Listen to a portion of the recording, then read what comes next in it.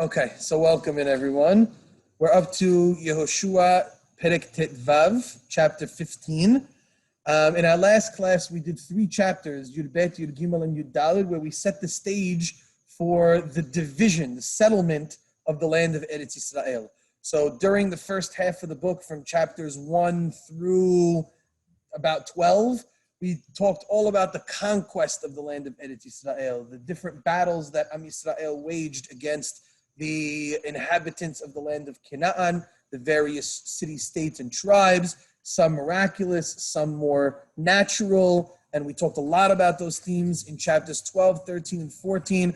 We started to talk about the settlement of the land of Eretz Yisrael, and now we're actually going to get to the boundaries where the text goes into painstaking detail to describe how they drew out the boundaries of the land of Eretz Yisrael. It's going to go chapter by chapter, one tribe at a time, telling you all of the areas that they encompassed, the different cities that were there, the different geographical locations, the different topography, the way, that Eretz Yisrael, one thing about our land is it has a tremendous variety of terrain.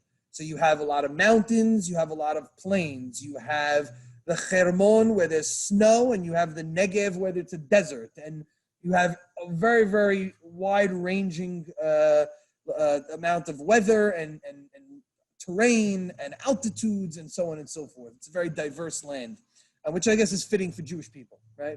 We should have such a land that reflects its people, or I should say the people reflect the land, however you want to go about it. So chapter 15 starts with the tribe of Yehudah, the tribe of Judah, and its boundaries.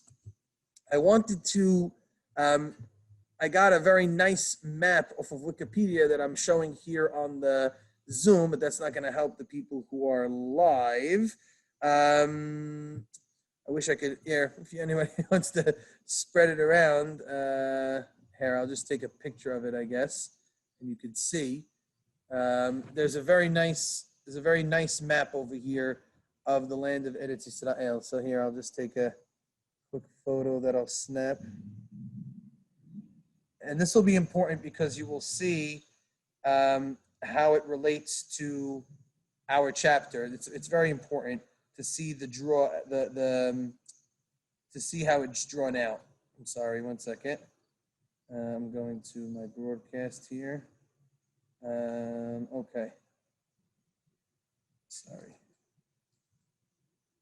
Okay, so you should get a map there, and you'll be able to zoom in on the tribe of Yehudah. So I don't know if you got it, if you can see it. So you could zoom in on Yehudah over there. So first things first, if you look at the map as a whole, you'll see right away that really two tribes dominate a large portion of the land of Israel, both in and out. And which two tribes are those? You see a lot of Yehudah and a lot of Menashe, exactly, right?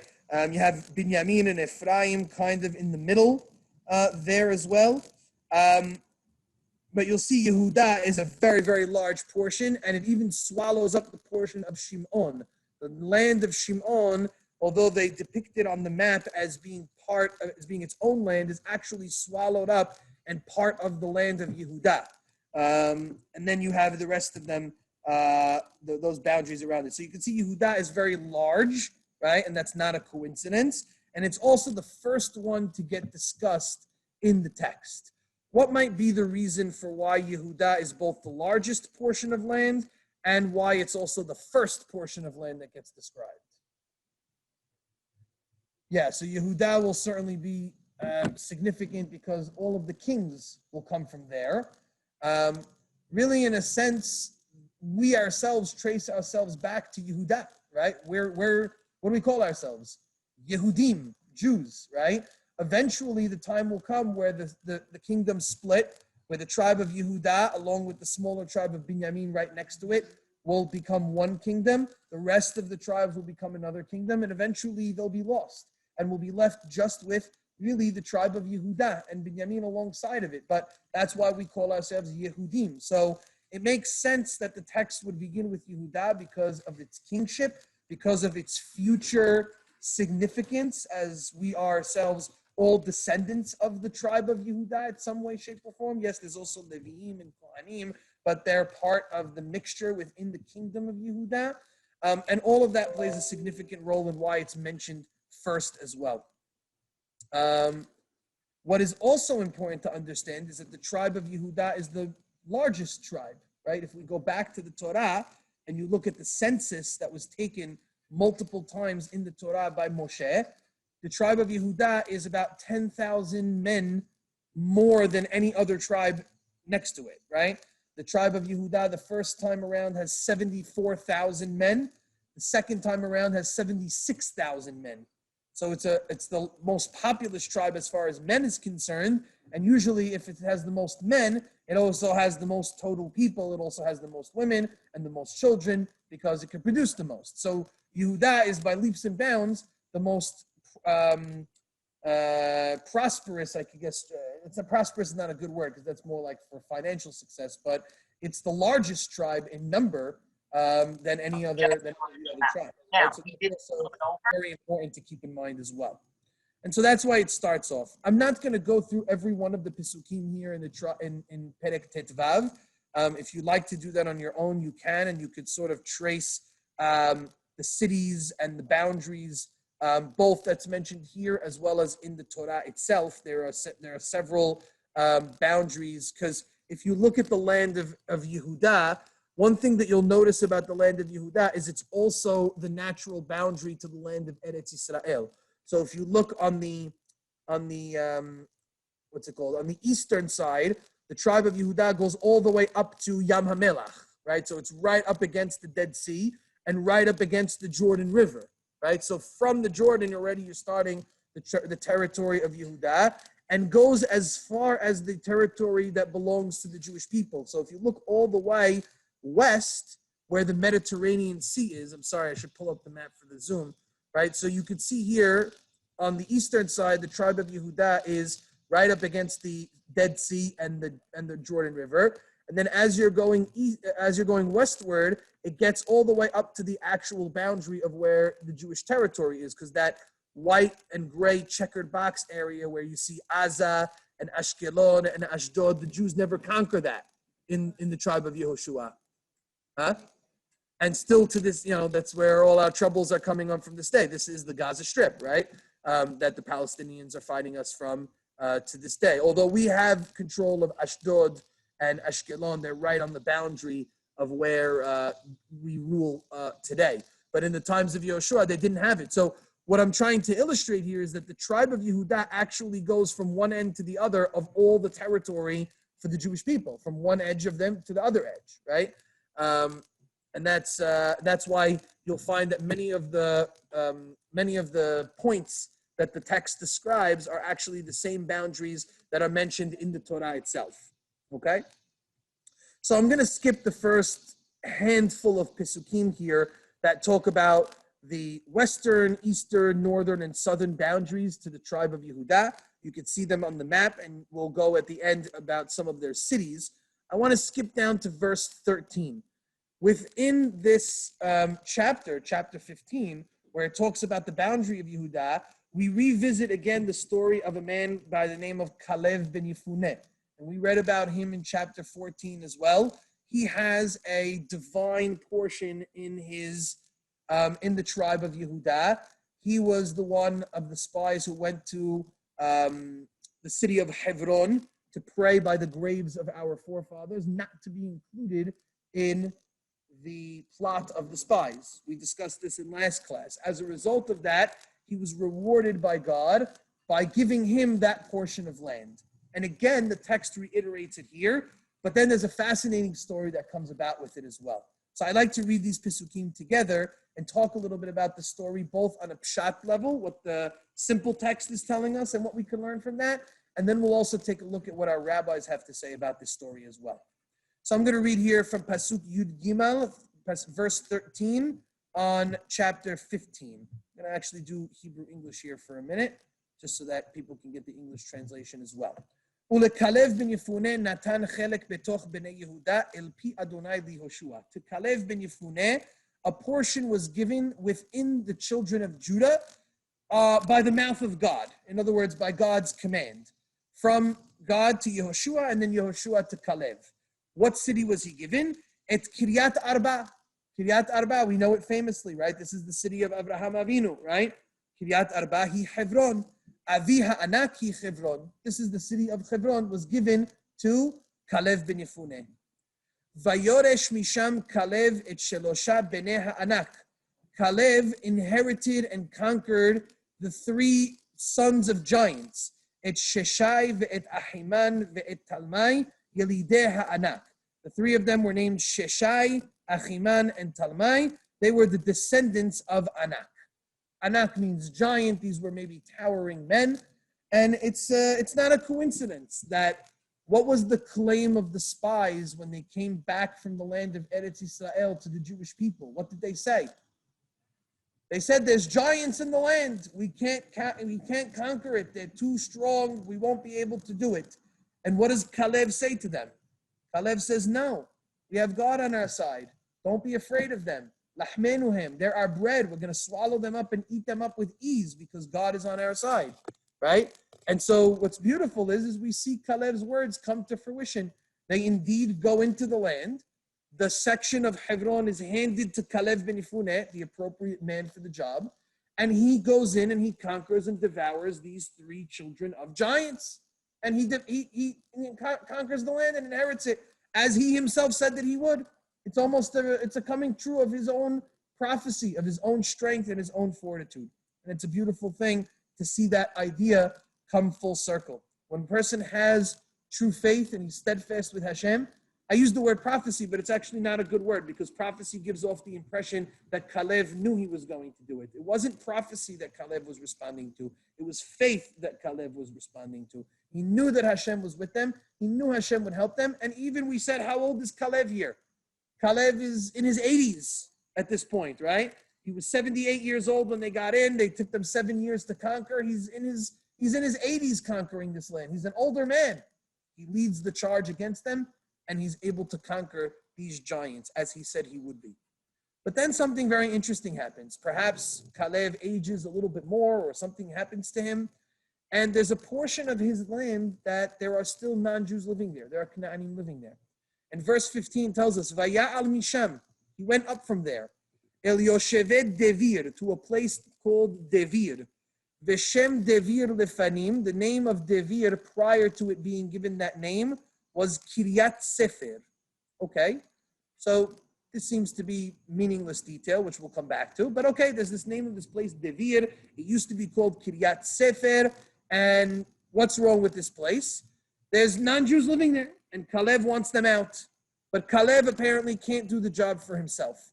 So in verse 16, Pasuk Tet Zayin, Vayomer Kalev, Kalev says, Asher yakeh et Kiryat Sefer ulchada. Anybody who destroys the city of Kiryat Sefer and conquers it, v'natati lo et achsa biti leisha. I shall give him over achsa, my daughter, to be a wife. Where have we seen this before? Does anybody know? Or where is this parallel to? Somebody giving their wife if they conquer something, if they do a battle. Anybody know? Who else did this? This is the first time in Tanakh that it happens, right? We didn't see Abraham do it or anything like that, but we'll see it happen later on. I should say, I'm out of chronology here right, a little bit. So, anybody know? No? Take guesses? It has to do with a giant also. Yeah. Shaul HaMelech. Shaul HaMelech is face to face with Goliath, who is ready to destroy the Jewish people. They're about to fight against the Philistine. And what does Shaul say? Whoever will stand to defeat Goliath, I will give him tremendous wealth. They can have my daughter as a wife, and they don't have to pay taxes to the Jewish government. That was the three things, right? The last one got Lori, right? Oh, don't taxes. Wow, I like that one, right? That was the big one, right? And indeed, who steps the marriage one? Get to marry the daughter's king. Taxes is what we really want. Who steps up to the plate? Obviously, David. David steps up to the plate. He kills Goliath, and he indeed is given Shaul. Shaul gives his daughter, it was a debate between Michal and one of his older daughters. Eventually, it's Michal to be given as David for a wife, and David becomes Shaul's son-in-law. So we've seen this. We haven't seen this happen if we're doing chronology, but we see it repeat itself, that somebody wants someone to do something in the military arena, to conquer something, and as a reward, he's going to give his daughter over to them. Now, is there a problem with this? Huh? From a modern day ear, it sounds a little...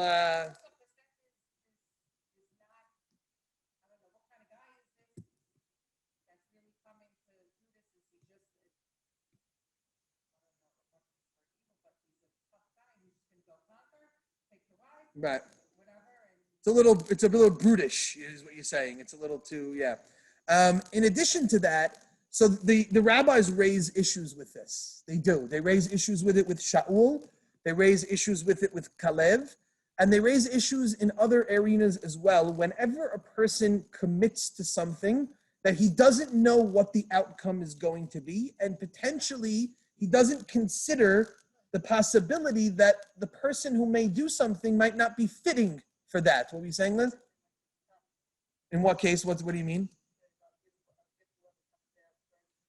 Yeah.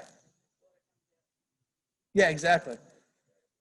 Specifically in the realm of what? Always in the realm of marriage is always a big problem, right? So, right, Liz is referencing, what was I saying? In the case of Rivka? Oh, Yiftach, you said. Oh, I thought you said Rivka. Oh, Rivka is also, right. Yiftach, you're right. Yiftach is the anomaly. He's not in the area of marriage. I thought you were saying Rivka. The story that I was going to reference was Eliezer and Rivka, right? When Eliezer gets to the well and he says, okay, whichever girl does this test, that's going to be the one. So it's a little presumptuous on the part of Eliezer. I get that he's doing a character test, but does that mean that a character of a person might have good character, and they might not be fitting from a lineage perspective to marry Yitzchak? We're talking about Yitzchak Avinu. What happens if the woman had, God forbid, a deformity? What if she couldn't reproduce? What if she had a problem with her? Are you trying to tell me that there aren't good people who are good character, who might have a deficiency that make them unsuitable to marry the great Yitzchak Avinu? We have to be realistic. We have to be rational and practical. What? Yeah, who knows? Maybe she comes from a forbidden family, right? We don't know, right? How do you determine automatically that just because they fit the character test, they're suited from a lineage perspective, from a physical perspective, to be able to marry Yitzchak, right? It's almost as if Eliezer didn't consider it. So it's true that, of course, Hashem offers his divine assistance, and he answers Eliezer in a proper way, and he gives him the suitable Rivka. The rabbis call this Sha'alu shelo kahogen, somebody who asked inappropriately from God.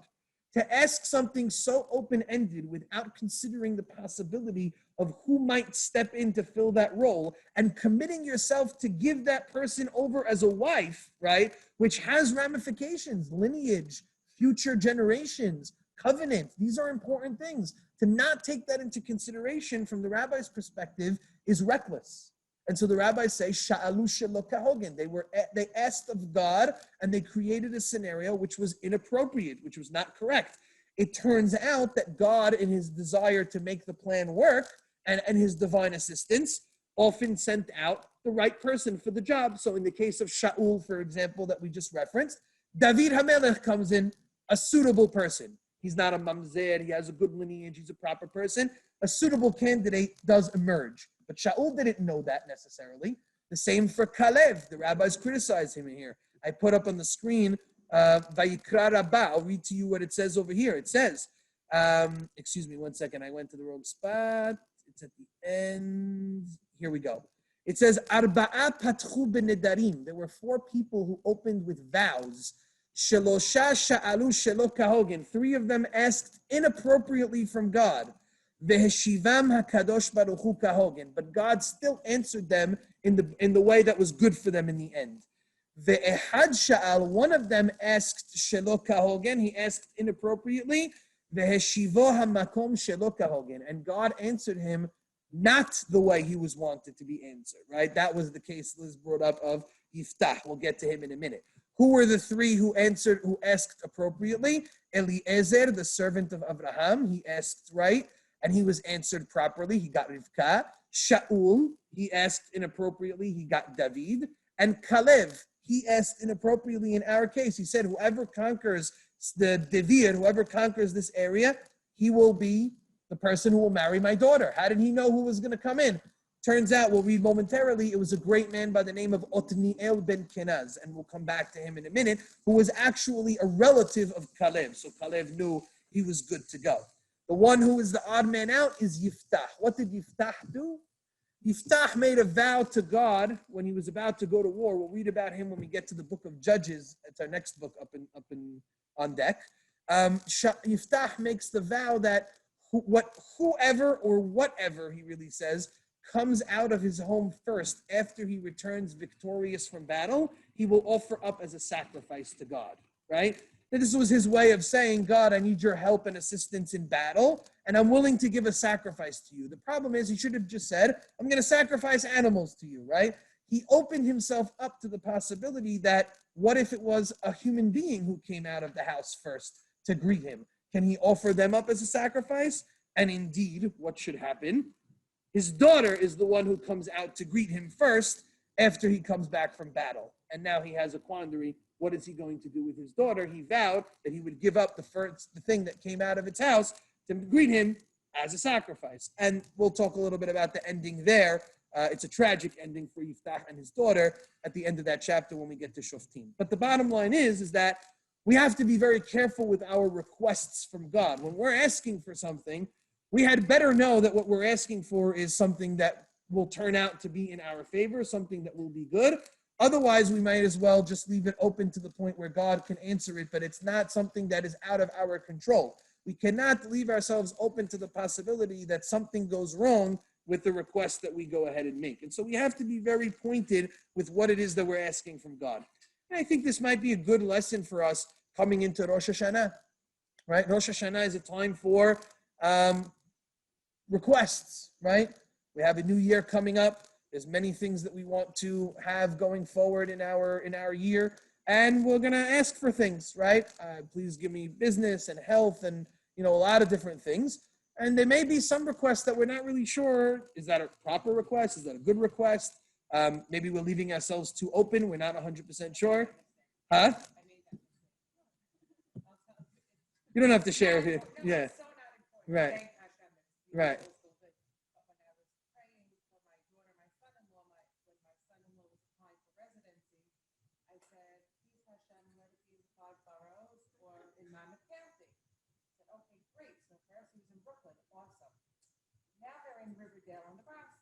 Not as great, thank God. It's not like Albany or. You said 5 boroughs, though. My other son-in-law will be doing his applications for residency, but I'm a little bit more clear. Manhattan, Brooklyn. I got the message. So you got to either be very, very specific. Yeah. Yeah. But what's interesting, though, in all seriousness, our rabbis do they warn us a little bit about some of that specificity. Specificness is definitely not a word. Yeah, right. As I said it, right. I have an English teacher, so I have to be very careful. Because, like, for example, our rabbis speak about this when we talk about requesting in the areas of marriage, right? Please let requesting a specific person, right? That gets very dicey because we don't know what is really suited for that person, right? We don't know what we're asking, what we want, right? And we don't know what is really due for them, what is the right match for them, right? And if we buy into this notion that Borei Olam matches people up and there is a certain quote unquote soulmate for a person, then to ask for something specific might be asking for something that's not really appropriate for that person, right? So we do have to take a step back and ask with hesitation. The more specific we get, the more we feel like we know what's best for ourselves, when in reality it is HaKadosh Baruch Hu who will match us. He says, yeah, you want to be in Manhattan? Okay, be in Manhattan. Now you don't want to be in Manhattan, right? Right? So you have to be careful what you ask for, because if you get too specific, then you're saying, I really think I'm right in what I believe is correct for me. Whereas I think our rabbis instruct us to be a little bit more broad, right? Not broad to this point where we leave ourselves open to the possibility that this is really more a vow, like whoever does this, but you don't know who's going to be the one, right? So you can't open yourself up to that. At the same time, you also don't want to ask for a specific person. How do you know that's the right person for them? So you could say, please give me somebody who is a religious person, somebody who will be fitting for my daughter, someone who has good midot, somebody who has a good family. You leave your things a little bit more broad, and then you leave the opportunity for whatever to come along to be the right decision. It's like, I tell this to the students as well, right? It's like when you're a parent and your kid comes home with somebody, you don't go full blast, right? I don't like them, right? Because you go with the I don't like them and they stick with it, you're going to have some problems later on down the road, right? You're going to have a tough time. I remember, everybody always remembers that first impression that they had of that, right? It didn't work out, you know what I mean? And that will take a very long time, if ever, to be able to overcome. So there is this notion of Sha'alu shelo kahogen, not Sha'alu shelo kahogen. So the rabbis criticized Kalev over here a little bit, but Kalev, he's answered properly. And maybe he knew that he was only offering this up to his family members in Yehuda, and so he knew that he was going to get somebody who was worthy of coming in. That being said, who does come into play? A man by the name of Otniel ben Kenaz. Let's take a look at verse 17 over here. It says, Vayilkeda Otniel ben Kenaz ahi Kalev. The brother of Kalev, a man by the name of Otniel ben Kenaz, he conquers the land. And there's a bit of a debate here amongst the commentaries. What does it mean that he was Kalev's brother? What exactly does that mean? Some interpret that he was literally his brother, that Kalev ben Yefuneh and Otniel ben Kenaz were half-brothers that shared the same mother. They had a different father, but they had the same mother. And so potentially they were half-brothers. They want to take the pasuk very literally. Others say, no, ahi is a reference to a relationship. They were related to each other, not literally brothers, but an is a word that the Torah and the Navi will sometimes use to give the connotation of we're related to each other. They come from the same family. Perhaps they were cousins. Perhaps they were something along those lines, right? So you could go with either of those, but it's significant that a family member of Kalev should be the one to step forward and to take on this responsibility. And as a result, Kalev is a man of his word. He gives over Achsa, his daughter, to him as a wife.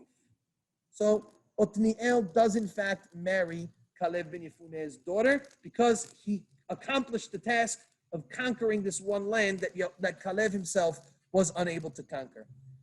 If the story wasn't as fascinating already as is, there's two more verses to this where Achsa, the daughter of Kalev, takes on a central role. Vahi bevo'ah, when she comes into the fold, vatesitehu, she induced him or urged him, lish'ol me'et aviha sadeh, to ask from her father for a field. Vatitznach me'al ha'hamor, and she dismounted from the donkey. Vayomen la Kalev malach. Kalev says to his daughter, what is the matter? What do you want? Vatomed, she says, Tenali beracha. Give me a beracha. What does beracha mean in this context? Don't say blessing. See, I just cut you off, right? Right? Beracha we interpret as blessing, but think about what it means in this context. He says, Vatomed tenali beracha. Give me beracha. Ki eretz hanegev nitatani. Because you have given me the dry lands of the Negev. Venatata li gulot mayim, but I ask for you for springs of water. Vayitenla et gulot iliot, he gave her the upper and lower, et gulot tahtiot, upper and lower springs. So what was it that Kalev ben Yefuneh's daughter was asking for when she says, give me beracha? What does she want? She wants something that's going to flourish more than what she has. She wants land. She wants more land. So what happened here? Let's analyze these last two Pisukim, and then we're going to look at the story as a whole and try to pull out our lessons.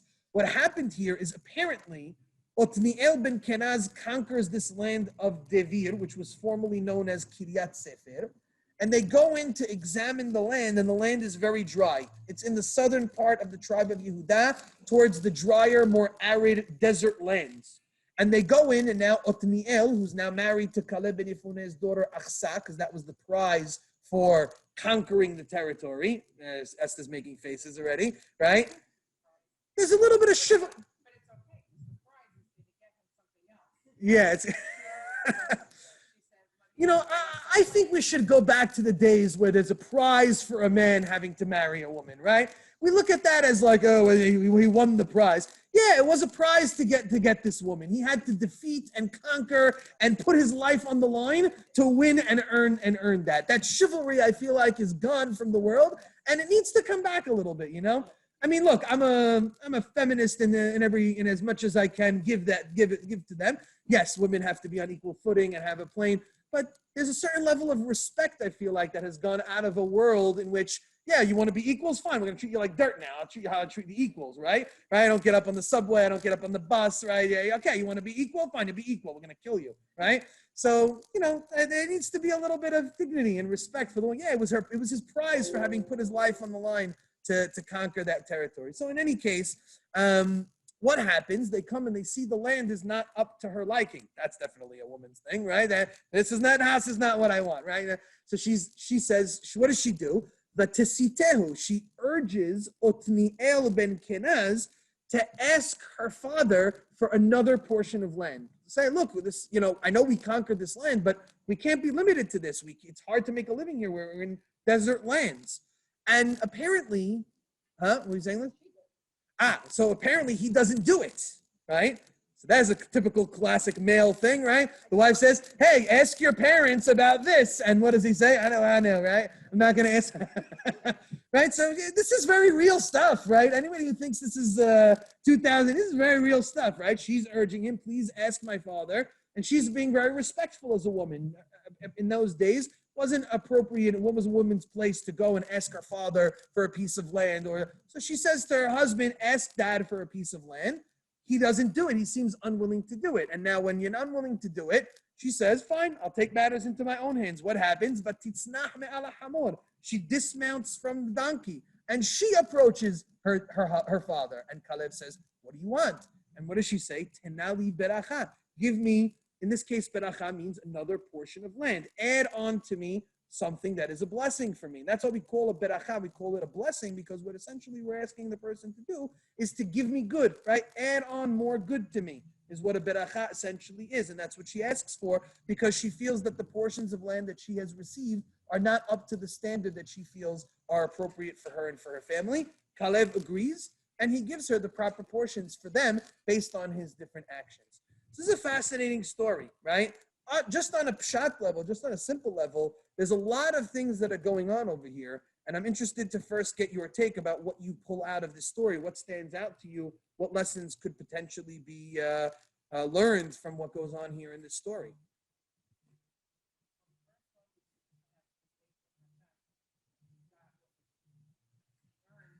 Correct. So earning your keep is definitely a theme here. Caleb himself earns his portion because of his faith in Hashem for what he did in the spies. And Otniel ben Kenaz earns his portion because he fulfills the task of conquering this land, Kiryat Sefer, which undoubtedly required a certain amount of fortitude and also divine assistance to be able to do such a thing, right? Anything else? Well, one other thing that stands out here is a point that we mentioned just on a practical level, is that it's clear that even after Yehoshua has drawn the boundaries of the land that people are going to get, the Goyim are not out. There's clearly still small bands of tribes of Goyim, maybe not on the level that we were fighting with in the first half of the book, but there's these small pockets of tribes that are still lingering in the land of Eretz Yisrael. And so when Caleb gets to his plot of land, he has to contend with this. He wants to expand his boundaries and he wants to have control of all the land that's inside of him. And he takes the initiative to go out and conquer the giants and to encourage somebody to conquer Kiryat Sefer in order to rid his territory of any of the Goyim. And this will stand in stark contrast to what we will see in the coming chapters for other tribes. Other tribes will be faced with this exact problem. Yehoshua will give them a portion of land. They will come to that portion of land and they will find non-Jews living there. And now they have to figure out what they're going to do. And many of them will leave the Goyim there. They will be unable to conquer the Goyim that are continuously inhabiting their land. and they will be forced to contend with them, and that will become a thorn in their side in the book of Judges, in the book of Shoftim, when the Jewish people were going to keep hearing they did Avodah Zarah, and then they went back to doing Avodah Zarah. Where is all this Avodah Zarah coming from? It's coming from these little pockets of goyim that are remaining in the land that are not going away, and the Jews are not kicking them out. They're going to subjugate them, but eventually, if you leave a subjugated people around too long, they will rise back up and infiltrate your values in your society. You cannot keep them down forever. And it will be a lesson to the Jewish people that if you don't take care of your environment and your territory, and you don't set up a strong society that shuns and pushes out and rids itself of all of these influences, the influences are going to eventually come back and bite you. No matter how small they are left in you, if you leave any root, any shoresh of this influence in your midst, it is too powerful. You gravitate towards it. It'll be too difficult for them to overcome. What else stands out to us here is the actions of Otniel ben Kenaz. Otniel ben Kenaz takes the initiative. Yeah, what'd you say? Yes, Otniel ben Kenaz will Otniel ben Kenaz will be the first of the judges. He will take over after Yehoshua. So it's interesting and very significant that we should meet him in this chapter, right? We meet him in this chapter, and we learn a little bit about his qualities that will make him a fitting choice to take over the reins for Yehoshua after Yehoshua passes on to be the first judge. Some of those qualities, we don't get a ton of information, but we get enough to draw out a slight personality of him. Some of those qualities include the fortitude and the strength to attack an opposing enemy, right? The courage to stand up to do the will of God and to rid the goyim away from that. That's something that Yehoshua stood for, the conquer and the battles, right? What else do we see that makes him a fitting leader?